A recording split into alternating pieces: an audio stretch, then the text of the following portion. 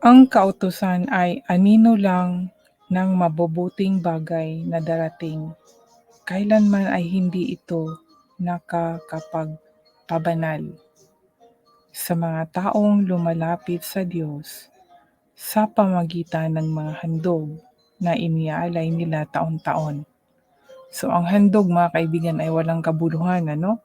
Ang handog ay hindi makapagbanal sa atin sa bagong pamaraan po. Hindi na po yung mga handog na ating inialay o yung mga ginawa noon sa panahon ni Moises. Dahil kung napatawad na sila sa pamagitan ng mga handog, hindi na sana sila uusigin ng kanilang budhi. Ang ganda po ng talata mga kaibigan, di ba? So hindi nakakapag-alis ng konsensya. Sa sarili din po natin, di ba, pag maghandog tayo, gagawa tayo ng mabuti, pero meron pa rin tayong kasalanan na hindi na-confess, di ba? Lagi nating dinadala yun eh. Yung pang-uusig ng ating konsensya. So hindi talaga hindi din talaga yung mabuting gawa o handog. Palagay lang natin yung mga ginawa nating mabuti kasi wala naman yung handog ngayon, di ba? Handog na bagay para tayo ay mapawalang sala. Kaya gumawa tayo mabuti, hindi rin. Naalala ko nga sabi nung taong nakausap ko, sabi niya, ang Holy Spirit ay nasa tao. Kung paano malalaman siya pag matulungin daw. Pag ang taong matulungin, nasa kanya yung banal na Espiritu, yung Holy Spirit. O sabi ko, sige nga, kung ang tao ay matulungin, ngunit siya ay nakikiapid, nasa kanya ba yung banal na Espiritu? Di po siya nakasagot. Alala ko talaga yan mga kaibigan. So, yan po yung isa sa mga pagbabasihan natin, ano? At sabi dito sa verse 3, ngunit ang paghahandog na ginagawa nila taon-taon ay hindi na nila kailangan maghandog pa. Ngunit ang paghahandog na ginagawa ang paghandog na ginagawa nila taon-taon ay taon-taon ay siya pang nagpapaalala sa mga kasalanan nila. Dahil hindi makapag-aalis ng kasalanan ang dugo ng mga toro at kambing na inihahandog nila. Kaya nga nang dumating si Jesus dito sa mundo, sinabi niya sa kanyang ama, hindi mo nagustuhan ang mga handog at kaloob ng mga tao. Kaya binigyan mo ako ng katawan na ihahandog ko. Hindi ka nasiyahan sa mga handog na sinusunog at mga handog na sa paglilinis.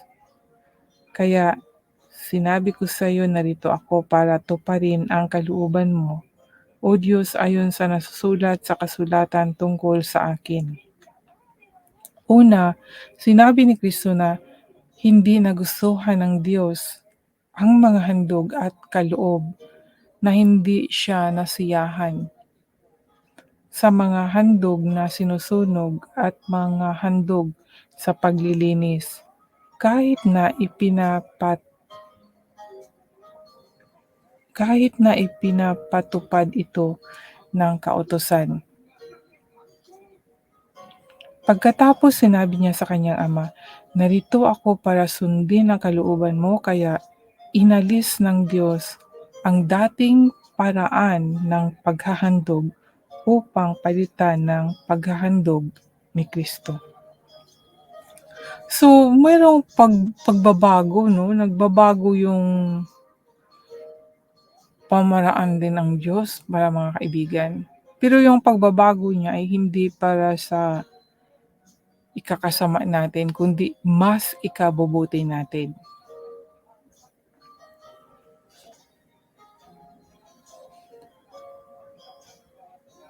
At dahil sinunod ni Hesukristo ang kalooban ng Diyos, nilinis niya tayo sa mga kasalanan natin sa pamamagitan ng minsang paghahandog ng sarili niya. Naglilingkod ang mga pari araw-araw at paulit-ulit na nag-aalay ng ganoon ding mga handog na hindi naman nakapag-aalis ng kasalanan. Ngunit si Kristo ay minsan lamang naghandog para sa ating mga kasalanan at hindi na mauulit kailanman. Pagkatapos nito, umupo na siya sa kanan ng Diyos at hinihintay na lang niya ngayon ang panahong pasukuin sa kanya ng Diyos ang mga kaaway niya. Kaya sa pamagitan lang ng minsang paghahandog, ginawa niyang ganap magpakailanman ang mga pinabanal. Ang mga pinabanal niya. Ang banal na espiritu mismo ang nagpapatutuo tungkol dito, sapagkat sinabi niya, ganito ang bagong kasunduan na gagawin ko sa kanila sa darating na panahon. Sabi ng Panginoon, ilalagay ko ang aking mga utos sa puso nila at itatanim ko ang mga ito sa kanilang isipan. Dagdag pa niya, tuluyan ko nang lilimutin ang mga kasalanan at kasamaan nila. At dahil napatawad na ang mga kasalanan natin, hindi na natin kailangan pang maghandog para sa ating mga kasalanan. Amen. So dito mga kaibigan sa Hebreo chapter 10 verse 17 na ang sabi, tuluyan ng lilimutin ang mga kasalanan at kasamaan nila. So kung tayo mga kaibigan ay nakahingi ng tawad o nag-confess na tayo, pinatawad na tayo, ang ating kasalanan, lahat ay kinalimutan na ng Diyos. Dahil nga nilinis na nga tayo, hindi na yun niya ulitin sa atin, ipaalala sa atin. Ngunit, pag ang tao mga kaibigan na nakakaalam sa ating kasalanan, ulit-ulitin ipaalala yan. Ganyan po ang kaaway ng Diyos. Sa atin, sa sarili po natin, kung meron po tayong negative thoughts, ang negative thoughts na yan ay, syempre, hindi yan sa banal na espiritu, no, na pag-iisip. Yan pong kaaway niya, lagi pong magpapaalala sa ating mga kasalanan. Ngunit, pag tayo po ay totoong tinatawad na, wala na po yung hindi na po tayo, yung konsensya natin na lagi tayong binabagabag, wala na po tayong maramdamang ganyan. Dahil nasa Kanya na po tayo, kay Jesus Christ na po tayo. Siya na po ang nasa ating puso at isipan. Hindi na po tayo madadaig ng kaaway niya na si Satanas po. Kasi ganun talaga yan. Uusig-usigin ka niya. Pero wala talaga. Pag tayo talaga ay nag-confess na mula sa puso, wala na, hindi na natin maano yun mga kaibigan. Hindi ka na talaga maano yung bang kahit ano pa ang pang-uusig ng mga tao, alam mo na pinatawad ka na, hindi mo yon iisipin. Hindi mo na kinakahiya dahil na-confess mo na sa Panginoon eh. Alam mo na, pinatawad ka na, wala ka na kasalanan, kinalimutan na ng Diyos. So, ibig sabihin, wala ka na talagang kasalanan kasi kinalimutan na eh. Di ba? At dahil napatawad na ang mga kasalanan natin, hindi na natin kailangan pang maghandog para sa ating mga kasalanan. So, yung paghandog, wala na yun, di ba? Kasi pinatawad na tayo eh. Ang ano lang talaga doon is, have faith, confess, and surrender and accept talaga kay Jesus Christ. At saka syempre, no, yun na nga, surrender, offer ang sarili natin sa Kanya. So, parehas lang yan, surrender or offer ourselves. Syempre, pag nag-surrender ka na, you give up your life to Him, di ba? Yan po yun, mga kaibigan. So, dito patuloy po ako sa verse 19. Kaya mga kapatid, malaya na tayong makakapasok sa pinakabanal na lugar dahil sa dugo ni Jesus. Sa pamagitan ng paghahandog ng kanyang katawan, binuksan niya para sa atin ang bagong daan patungo sa pinakabanal na lugar na nasa kabila ng tabing. At ang daan at ang daang ito ang nagdadala sa atin sa buhay na walang hanggan. At dahil mayroon tayong dakilang punong pari na namamahala sa pamilya ng Diyos, lumapit tayo sa Kanya ng may tapat na puso at matatag na panampalataya dahil nilinis na ng dugo ni Jesus ang mga puso natin mula sa maruming pag-iisip at nahugasan na ang mga katawan natin ng malinis na tubig. Magpakatatag tayo sa pag-asa natin at huwag tayong mag-alinlangan dahil tapat ang Diyos na nangako sa atin at sikapin nating mahikayat ang isa't isa sa pagmamahalan at sa paggawa ng kabutihan. Huwag nating pababayaan ang mga pagtitipon natin gaya ng kaugalian na ng ilan. Sa halip, palakasin natin ang loob ng bawat isa, lalo na ngayong malalapit na ang huling araw. So dito mga kaibigan, i-review ko ulit na binahagi ko po yung tungkol po sa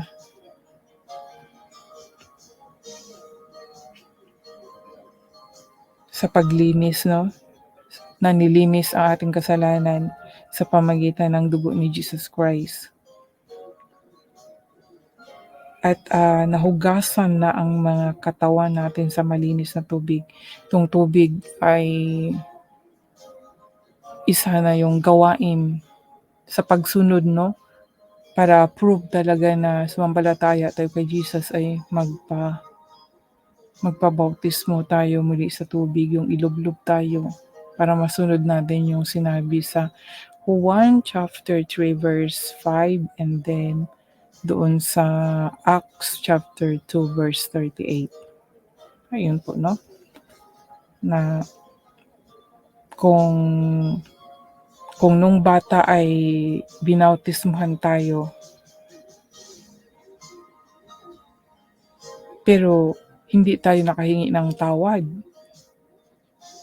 'Di ba? Kailangan natin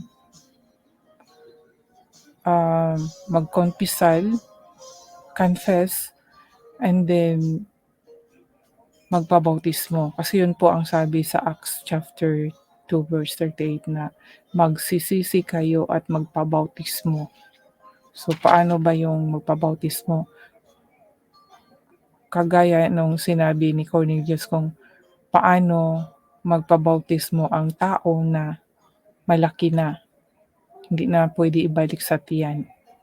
Kaya para maganap yung bautismo na yan, yun ang way sa mga nag-aaral ay yung tao, ilublob kasi ganun yung ginawa ni Juan kay Jesus Christ.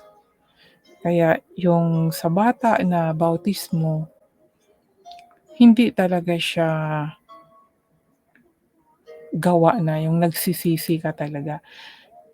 Pwede yun yung bata pa na i-dedicate siya sa Diyos, no? Pero kung lumaki na siya, dapat talaga magsisisi dahil nakagawa ng kasalanan at tatanggapin si Jesus Christ sa buhay niya. Kaya yun po yung dapat nating sundin mga kaibigan. Pag lumaki na tayo, alam na natin na may kasalanan tayong ginawa. Kung wala kayong ginawang kasalanan, hindi nyo to susundin itong sinabi dito. Diba? So ngayon na alam nyo po na may nakasaad talaga dito. Halimbawa yung ginawa ni Juan kay Jesus Christ Yun po yung halimbawa. And then, yun, yung sa John chapter 3 verse 1 to 5. Basahin natin yan kung paano nagtanong si Cornelius. And then yung doon sa Acts chapter 2 verse 38. Para matanggap natin yung regalo, ang kaloob, no? Hindi lang po tayo magpabautismo sa tubig na hindi nagsisisi ng totoo, mga kaibigan. Paano natin matanggap ang banal na espiritu kung magpalublob lang, hindi naman nagsisisi talaga?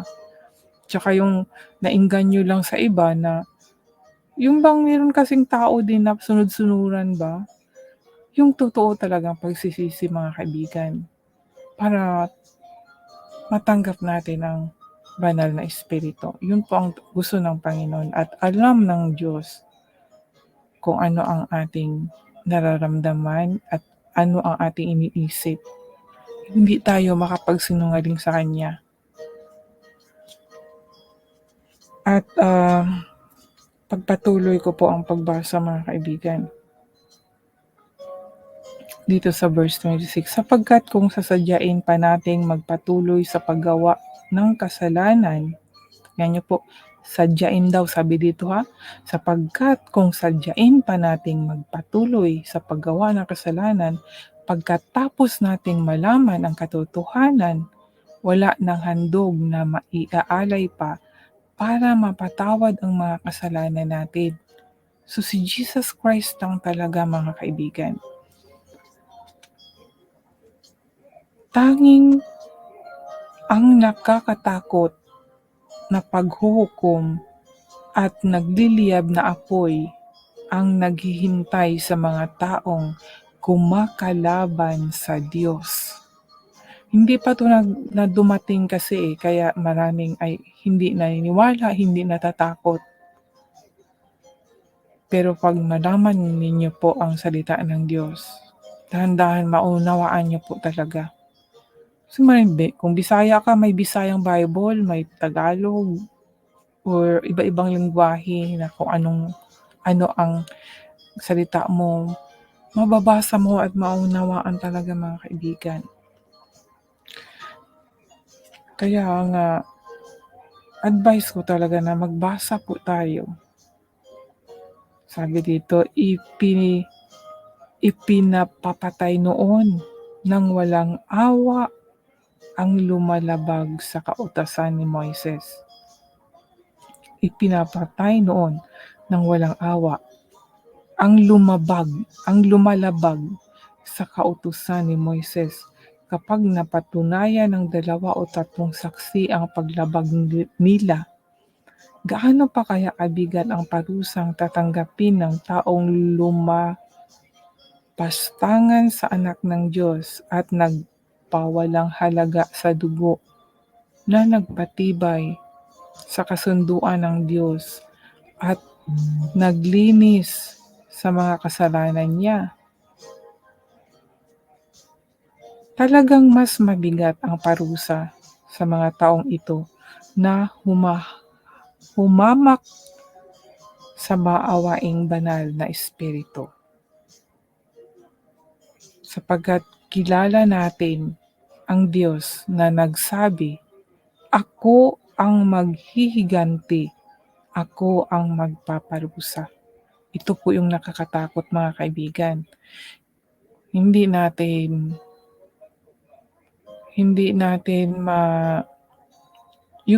We cannot mock God. Kung gano'n, hindi natin siya, paano ba yan sa Tagalog? Sa Bisaya, BI-BI, dili nato ma-BI-BI ang Ginoo. O sa Tagalog, hindi natin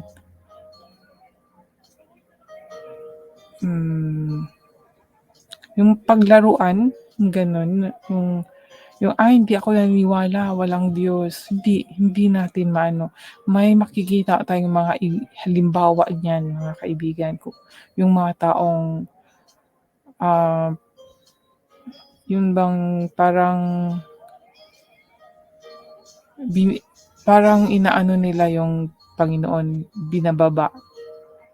They look down God, no? They mocking God. May nangyayaring hindi masama sa kanila. May nangyaring masama sa kanila mga kaibigan. Sorry, baliktad yung sinabi ko. Kaya hindi natin puwedeng paglaruan or yung hahamakin ang Panginoon. Hindi natin dapat hahamakin. Kung hindi po kayo naniniwala sa Panginoon, huwag niyo lang hahamakin, nasa sa inyo 'yan. Pero huwag niyo po siyang hahamakin or i-down. Kaya doon sa mga taong non-Christian, yung hindi sila nakarinig tungkol sa Diyos,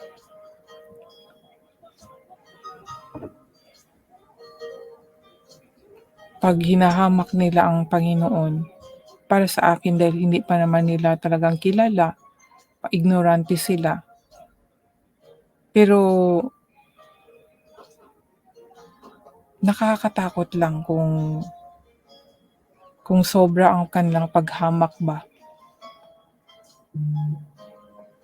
Dahil yung parusa ba, yung spiritual punishment ay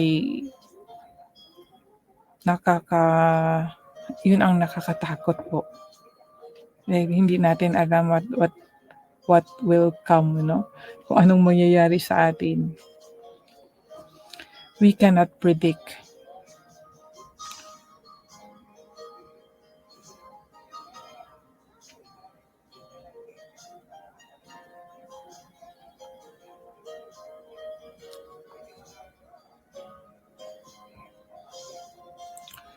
Sapagkat kilala natin ang Diyos na nagsabi, "Ako ang maghihiganti, ako ang magparusa." At mayroon ding nakasulat na ganito, "Hahatulan ng Panginoon ang mga taong sakop niya. Kakilakilabot ang kahihinatnan ng mga hahatulan ng Diyos na buhay." Kahit sakop pala ng Diyos ay hahatulan niya. Hahatulan ng Panginoon ang mga taong sakop niya. Alalahanin niyo ang nakaraang panahon. Noong una, kayo'y naliwanagan. Dumaan kayo sa matinding hirap, pero tiniis niyo ito at hindi kayo nadaig. Kung minsan inaalipusta kayo at pinag-uusig sa harapan ng mga ito. At kung minsan nama'y dinamayan niyo ang mga kapatid na dumaranas ng ganitong pagsubok. Dinadamayan niyo ang mga kapatid na nakabilanggo at kahit inagawan kayo ng mga ari-arian, tiniis niyo ito ng may kagalakan dahil alam ninyong mayroon kayong mas mabuting kayamanan na hindi mawawala kailanman. Kaya huwag kayong mawawalan ng pananalig sa Diyos dahil may malaking gantimpalang nakalaan para sa inyo. Kailangan ninyong magtiis para masunod niyo ang kalooban ng Diyos at matanggap niyo ang ipinangako niya. Sapagkat sinasabi sa kasulatan, sandaling panahon na lang at darating na siya. Hindi na siya magtatagal at mabubuhay ang taong itinuturing kong matuwid dahil sa pananampalataya niya. Ngunit kung tumalikod siya sa akin, hindi ko na siya kalulugdan. So kung ikaw ay nakakarinig sa katotohanan, nakakilala ka na sa Kanya sa pamagitan ng iyong pakikinig, sa pag-a-attend ng mga service, misa, sa iba-ibang paraan, tapos at talikuran mo ang Panginoon. Hindi ka na niya kalulugdan mga kaibigan. Ngunit hindi tayo kabilang sa mga tumalikod sa Diyos at napapahamak, kundi kabilang tayo sa mga sumampalataya at naliligtas. So mga kaibigan, kung ikaw po ay sumampalataya sa Diyos, huwag ka na pong tumalikod. Continue po. Continue. Dahil God is real and alive. Tinanggap mo na siya. Pag-continue mo na po ang pagtanggap mo sa Kanya. Huwag ka na pong bumalik pa sa dati. gagawa po ng mabuti.